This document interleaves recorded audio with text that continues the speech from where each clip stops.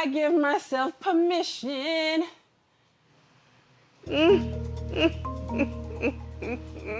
Oh my God, a man is about to be... They called it the climax, not for sensationalism, but because each of them felt as though they were scaling a psychological mountain, years of longing, restraint, and internal barricades culminating in an emotional peak, fragile and exhilarating. On this day, they had converged, Rasha, Deanne, Alex, and Sonali, each standing at the edge of personal radiance or collapse, ready to test the air at the top. Rasha, 42, closed the car door behind her and stared at the sign, Serenity Springs Adult Resort. The word adult felt loaded, electrifying. She'd spent years carrying virginity like a secret pedigree, something that marked her as different, safe in its anonymity, until now. Inside, she moved through warm lamps and the quiet coo of gentle music. No stairs, only hushed awareness. She'd arranged this as her own solo pilgrimage, to grant herself permission. Finally, permission. In a plush lounge, she met Simone, the sex therapist assigned by her counselor. Simone guided her through a breathwork session that was both tender and unnerving. As the session ended, Rasha drifted to a private pool area under candlelight. The water, silky and forgiving, lapped at her skin. She closed her eyes, feeling both the weight of the past and the trembling pull of now. When Simone appeared with a blindfold, Rasha's heart fluttered. Trust had felt alien, but here she was, blind to surroundings, vulnerable. A hand, kind, warm, drew a pattern on her arm. She exhaled. In that dark moment, she stepped beyond fear. When she removed the blindfold, her own reflection looked braver, more alive. Deanne, 35, hovered near a campfire at a couple's retreat, the embers glowing amber in her eyes. Conrad stood across the flames, tall, thoughtful, unassuming. She had flown in from L.A. chasing a spark, something luminous that moved beyond eye contact and witty banter. Tonight, she felt time stretch between them. The night air smelled of pine and possibility. Their conversation, easy but electric, fell into silence. As he reached out and brushed a strand of hair behind her ear, a jolt pulsed through her, a connection more tactile than any romantic fantasy she'd nurtured. "May I?" he asked softly, nodding toward her hand. When Deanne entwined her fingers with his, the world narrowed to warmth, flicker, heartbeat. The spark she'd sought, elusive Liam Hemsworth energy, was here, in simple skin against skin. Her breath caught. Her mind quieted. Desire, meeting mutual safety, became transcendence. Alex, 34, had long worn a guard of social anxiety. His sister's urging had felt well-meaning but terrifying, a push toward something he'd always feared might break him. He sat across from Maya at the resort's intimate lounge.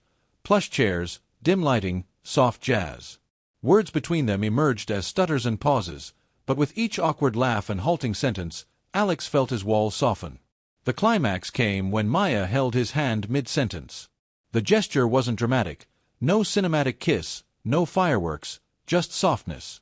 A hollow of silence that held all his fears and hopes. Inside, he realized something, first time, didn't have to be perfect. It could be imperfect, tender, ordinary, and enough. Sonali, 37, carried layers of cultural fracture and careful avoidance. Words like vagina felt lit with shame in medical settings. Yet she was here, in this hushed suite, fingers trembling around silicone and gentle instruction. Her therapist, Dr. Reyes, guided her with tenderness through a private session of physical exposure, not for romance, but for self-ownership. Sonali's breath hitched as she confronted what she'd feared speaking about. She gave voice to naming her body, her feelings, her needs. As she walked back toward the resort's window overlooking star-thin sky, she felt something shift, not lightness, exactly, but clarity. Ownership. Hers, finally. In the resort's communal courtyard, they found each other. Four souls previously orbiting isolation now gravitating toward each other. Candlelit tables, quiet music, and an unspoken acknowledgement of what they'd each confronted.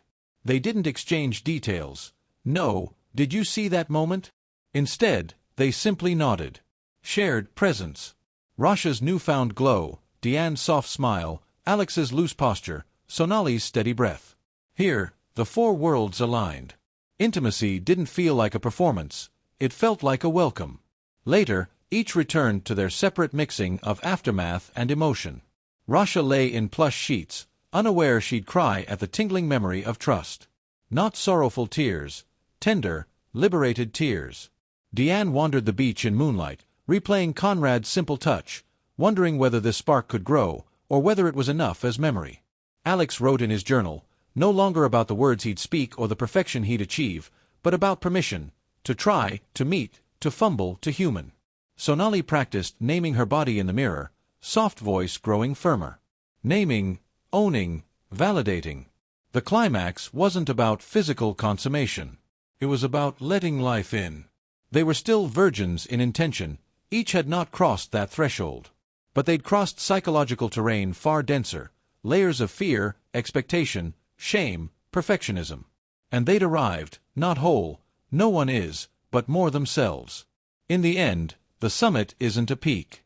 It's a plateau of clarity, a place where intimacy isn't a destination but invitation, where firsts are meaningful yet incomplete chapters in an ongoing story.